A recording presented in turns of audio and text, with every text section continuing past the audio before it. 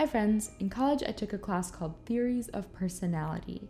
It was my second semester freshman year and I knew I was going to drop my advertising major, so I was considering a psychology major for a hot second. I was also going to group therapy for anxiety once a week. Anyway, my professor for this class was great. She wasn't technically a professor, she was a practicing psychologist who just happened to teach classes on the side. She was funny, no bullshit, and she never wore the same outfit twice. The side effect of that is that in order to amass the amount of clothing that you need to never repeat an outfit in an entire semester, she was still wearing her shoulder padded blazers from the 80s and 90s. You can change a lot and not ever really change, you feel? In class we talked about how different psychologists measured what goes into personality, what it's measured by, and how that all can change over time. Sometimes, if we were talking about a psychologist who had developed an assessment or inventory to measure personality, we would take it.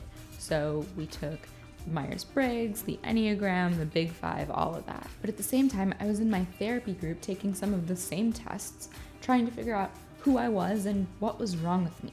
And I was like, I know who I am. I'm an anxious being.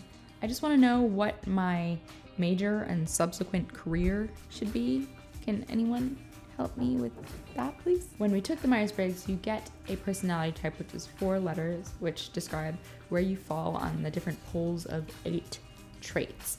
I was an INFJ, introverted, intuitive, feeling, judging. I remember I scored the highest you can possibly score on both the I and the J. The I just meant that I was really, really introverted. The J meant that I really like to have structure and a plan and to know what's coming. And it was the fact that I didn't have a clear and detailed plan for my future that made me so anxious that I started therapy in the first place. Knowing why my problems were my problems didn't make them go away, but it did make me feel less crazy. So I started following INFJ blogs on Tumblr and asking people about their Myers-Briggs type at parties. It was all very relatable and a fun way to get to know myself, and it really helped me at the time. But here's the thing, the Myers-Briggs and all those other personality tests fall into a theory of personality called the trait perspective.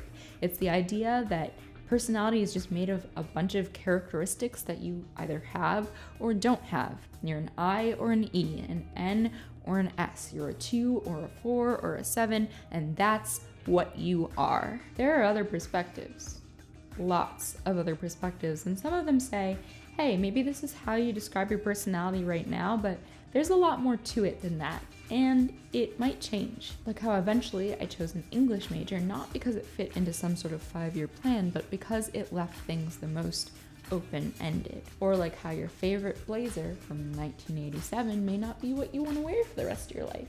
Personality tests are useful to the extent that they can offer you another perspective from which to understand yourself. As long as you understand that that's just one perspective, and humans are a lot more complex than just a series of traits. Like, I probably qualify as an INFP now, but I can also change how I think and feel and behave depending on my current situation. I change all the time, and bet on it, you will too.